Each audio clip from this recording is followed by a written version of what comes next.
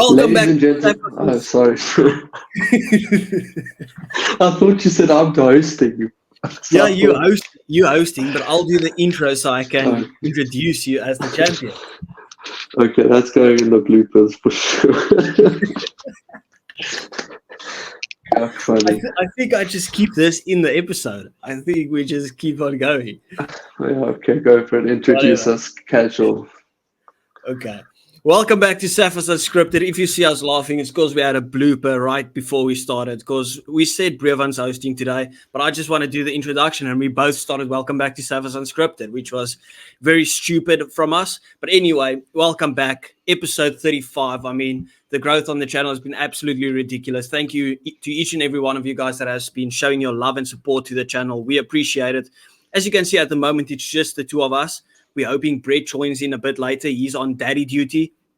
But we have to announce Brevan and Brett very specially today because they are the gold medalists for the Cape Town Tens, the winners. Brevan, if you don't mind showing the people the medal. We actually met over the weekend. I will drop a photo. Listen, if you're looking at this photo, I'm not that much shorter than Brett. He's literally like this much taller than me. It looks ridiculous. Brevan is a tower. We all know this. But the boys has finally met, as most of you know, they are from Joburg, where I'm from, and I'm from Cape Town. But anyway, Brevan, you can take it away. You are the host of this channel. The champion is the host for this episode. Thank you so much. Yeah, hopefully we get Brett on soon because Brett is literally the face of Predators. Like, that is his baby. He created it. And before we get chatting to the Six Nations, also, I'm sure you'll see Brett come on with his Predators clothes and the medal because that's just how he is. But yeah, guys, Six Nations round one. I know Casual and John, if you saw the previous episode, had a little chat about the first round episode or the first round in general. So just quick thoughts before we move on to predictions for round two, which is also going to be massive. But obviously, I didn't get a chance to share my my thoughts. Obviously, I predicted an Ireland win. That shows I'm the guru for this round because we had a draw from Brett. I mean, imagine that. And then Casual, you've always backed Ireland in the sense that you think they're strong, but you did say France. But I don't blame you because it was a home ground advantage. But Ireland just steamrolled it, like absolutely killed it. So what were your quick thoughts on that? I said it yesterday to John. Like, I've never felt that I've given a fair prediction and felt almost humbled afterwards. Because I said, listen, if Ireland were to play at home at the Aviva, I think Ireland will win it, which is a fair prediction. And I think if France plays at home, I think they will win it just because I think both teams have got such strong home grounds when it comes to their crowd. And it was almost a blowout victory. I said France was lucky to still be in the game after halftime. To have the halftime score, I think it was 17-10, 17-7. I could be wrong. I'm not too sure. But they were lucky to still be in the game by that point, and still lucky to be in the game. I wouldn't say in the game, but like kind of had some hope 20 minutes out, because then France were piling on the pressure and they were about 14 points behind. If they could have scored a try there, it was game on. And then Brett's scoreline of a draw could have been in the mix. But I think it was almost a blowout. Like France couldn't get anything going. All the big names that we spoke about, I know they're missing Intermark and DuPont. All the big names that we mentioned just ghosted. Everyone except for Gregory Aldry and Antonio, who I think had a good game in the scrum. Other than that, I mean, if you had to create a combined 15 for just this weekend alone, most of those players are Irish. And I think they were absolutely scintillating. And I think this might be the best clean sweep that we have seen ever when it comes to the Six Nations. That's how strong Ireland looks, and that's how average the rest of them look. And I'm saying that respectfully compared to Ireland. Yeah. So, I mean, if you look at the other results, I mean, England nearly blowing that. Really struggled against an Italian side that to be fair, we thought the Italians were going to be all right, and they were. I mean, it's so close to a win there. But then also, if you look at Scotland, they stormed the first 40 minutes, going to halftime 20-0 up, score straight after halftime 27-0. And then winning the game by 1 point. I mean, that's poor. That is really, really poor. So Ireland looked like this is going to be a back-to-back Grand Slam. And as much as that's not great to watch as a viewer, because obviously we want it to be competitive, unfortunately that looks the way it's going to go. But I have one issue though. I don't know if you've seen this around social media, but a lot of people have been saying the match we wanted as the final was such a poor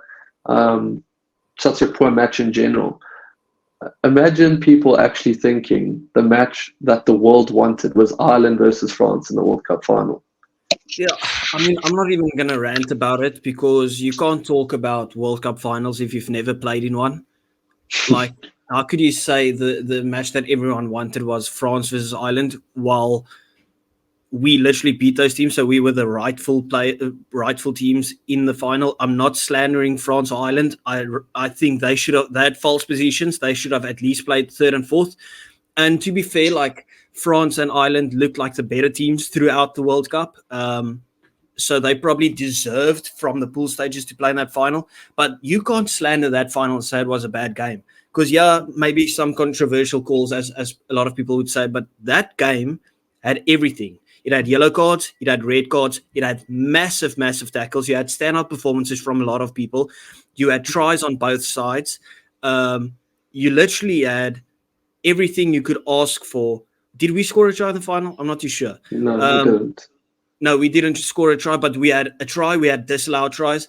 That final had literally everything. It had your blood pumping. If you were a South African fan, a Kiwi fan, or a neutral, you can't tell me that final was not a good final. And you're talking about those are the two teams that people want to see. If you have a World Cup and two teams play for absolute history, that is the final that the people want to see. I'm sorry, if you have two teams that are playing for the most World Cups ever, you are playing the final that people want to see. That is history in the making. And also, if you're playing for the only time ever that a team has gone back to back, and you're playing against a team that is the only team that went back to back to defend that title, how could you not want that as a final? So I'm sorry. Yeah, those France and Ireland might have been the best teams leading up to the World Cup, but that is not the final that people wanted to see. People want to see history being made, and that is exactly what happened in that final. But that is not throwing any disrespect towards France or Ireland because they were brilliant. And I can openly say they had false positions in the World Cup. I would have loved to have seen France versus Ireland, third and fourth place playoff. I think that would have been a much better game than the game we got between Argentina and England. Yeah, no, that's actually such a fact. But let's look at round two predictions for the Six Nations, because looking at the fixtures, that actually looks like there's two I'm very curious about these two clashes, because first up, we have Scotland versus France in Edinburgh in Scotland. Now, Scotland showed some brilliance in their game against Wales, and then they kind of just fell asleep and got complacent. And France just never got going against Ireland. So what are your predictions and how do you see this game going? Now, I see this game playing out as a French victory. I think France bounces back. I know we're supporting Scotland. I would love for Scotland to win this game. But if you look at that game, right, where Wales made their comeback, it was mostly on physicality. And that is the one thing that France really pride themselves about. And to be fair, a lot of those guys, I think they will feel almost ashamed of their performance against Ireland, and they would want a stamp of authority on this game against Scotland, because I think Scotland's attack is brilliant. I think they looked very good on attack against Wales, but their defensive structure is not it at all.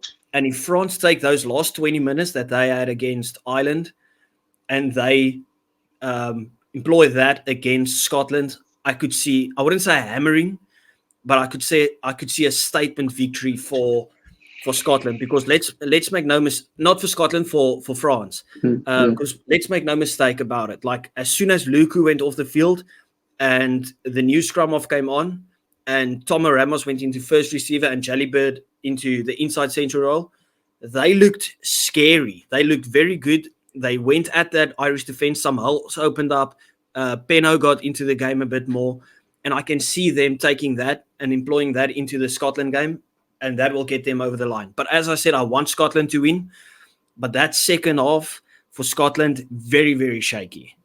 Yeah. So just because I have a sense, I mean your statement makes complete sense and it's logical, but obviously I have Scottish family and something just tells me like Scotland's going to get this one done.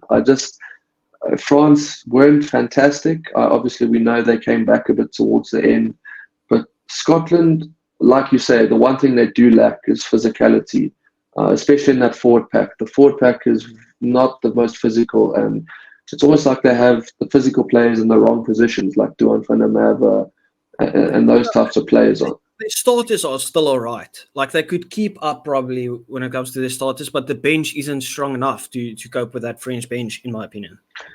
Yeah, but there's something about Murrayfield that's special. You know, it's a place where Scotland really lifts their game. I mean, we've seen the All Blacks go there twice and only win by a couple of points.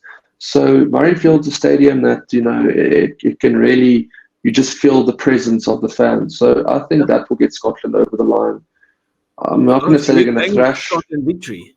I'm going with Scotland to win. I really think that something might just happen, especially if France continue the way they were playing. Because as we know, Scotland can play, but they just turn off when they switch off mentally or physically or whatever it is. So obviously, I'll probably say I'll go 4 to 5 points. I think it will just like a historic win by like just a few points. But I've got France by about 11 at the moment. Oh damn! Okay, no, it's fair. I mean, it's cool to see. I think it's going to be one of those close games, and then let's say France by 4 points in the lead, time ticking on, and then at the end France just scores another try to solidify the victory, and I think that gets them to 11. I don't think it's like an 11-point blowout, just because of the fact that the benches are so different. Like the physicality coming from just the perfect example is. Look at the game between Scotland and South Africa in the World Cup, right? They stayed in the game until halftime, and then the bench came on. And if there's one team that could match us physically, it is France. I wouldn't say perfectly, but they could match us to some degree. And just look at the difference that our bench made when they came on. We killed them in the scrum. I know they won a scrum penalty in the first half, but after that, literally got obliterated. And I think the same kind of thing happens in this game. But as you said, Murrayfield, a crazy venue. I wouldn't be surprised if there's an upset victory. I just think France comes out after the previous game, comes out firing and says, "Listen, we're not mucking about here. We want that second place and hoping for an upset victory somewhere else to get us back into the running to win it all." Okay, but now this game as well, very intriguing. As we all know, Casual isn't the biggest fan of these lads. The English, they take on the Welsh. So England versus Wales at Twickenham. I'm going to go first on this one, purely because I don't know about you, but I sense if Wales can build on what they did against Scotland in that second half, that English team is in big trouble. Big trouble, because against Italy they were horrific. Yeah, I don't know if you've heard it before. Like they said a lot in football or soccer, that when it's a derby, form goes out of the window, and I think this is the perfect game to almost use that analogy. I was not impressed by England whatsoever. I do think England will take it, but I'm rooting for Wales to get the upset victory because I predicted Wales to place fourth. And I said they would get 2 victories, they're going to get it over Italy, in my opinion, and then either over Scotland or England. And the way that they played in that final 40 against Scotland. Now, of course, there's a caveat. Scotland had 2 yellow cards. I think it's 2 yellow cards, if I'm not mistaken. So, of course, they have that little caveat. But I think I was so almost unimpressed by England that I think Wales could get at them because England's defense is all right. but their attack just looked nowhere to be found. It's almost, I said it yesterday to John, it's almost too structured for the game. They need some freedom. They need someone to think a bit outside of the box. I think the likes of Marcus Smith would fit in perfectly, because George Ford is almost to the book. They'll probably start George Ford again if Marcus Smith is still out. So I'm going Wales by like a 2-pointer. Okay. So you think Wales are going to take it, genuinely? I think England's going to win it, but I'm going to predict Wales to win it. Okay, I see. The thing is, I agree with you. Well, not in the sense, I don't think England will win. I think Borthwick is too safe of a coach. I mean, we saying this as South Africans when we played the same rugby, but he's too boring. And I just don't think, like the Springbok showed in 2023 in that World Cup, you can stick with your core discipline, which is our physicality, bashing it up type thing, but you have to add variations to it. And I just don't see Borthwick doing that to England. I think he's just going to stick with this boring play that's too structured. And I just think Wales will capitalize on that last half against Scotland. If they can really take that confidence in, I think they can beat England. Obviously, I don't think it's going to be a blowout because both teams are in that average mark for me. So I'm going to go Wales by about 6 points. I mean, that's a fair prediction. And I know, of course, you and Brett didn't get the opportunity to watch the game between Italy and England. Now, of course, as we know, the ex-South African coach, Felix Jones, is the defensive coach of England now as well. But the thing is with his defensive patterns, it's so high risk, high reward that you can't really learn it in that short amount of time that they had leading up to the Six Nations. And I think I think England's defense will get a lot better with him there. But I think it's almost like too short of a turnaround. Like they've learned this crazy rush defense that we see South Africa do, where Faf de Klerk almost just like flies out of the line, or Cheslin Colby. And then you are vulnerable at the back with that dink over the top, as we saw at the Empty Smart or at Mount Smart, where Richie Mo'unga and Bowden Barrett exploited our defense like that. And they battered us in that first 20 minutes. I think, what was the score? Like 24-0 after 20 minutes. It was ridiculous.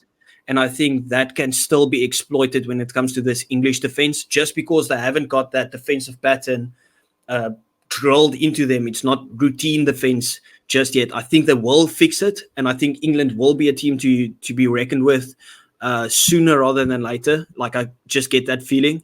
But just for now, I don't think it's an unfair statement to make, to say that their defense is like you can get at their defense. If you look at the tries that Italy scored, it was beautiful tries, just running rugby, but it's also defensive mistakes. They left players unattended out wide, which you can't do. You in the South African team, you have Colby and Arendse to really cover those guys while Faf flies out. So you have speed and agility, and you can't compare them to the likes of Elliot Daly and Freeman on the wings, because they don't have that agility to just fly up on a player and get there all of a sudden. And the same with our sweeper was Damian Willems, who's got gas as well, knows how to sweep the field, where Freddie Stewart just doesn't have that speed. He's good under the high ball, but a dink over the top, a high ball means nothing. High ball skills doesn't mean anything to you. So that is just my subjective opinion about it. But yeah. Yeah, but like you said, if we look back at the Springboks when they had Nienaber and Felix Jones as the two defensive consultants, we know that, I mean, when we first started playing, I don't know if you remember, but we leaked like 30 points within half an hour against England at Ellis Park.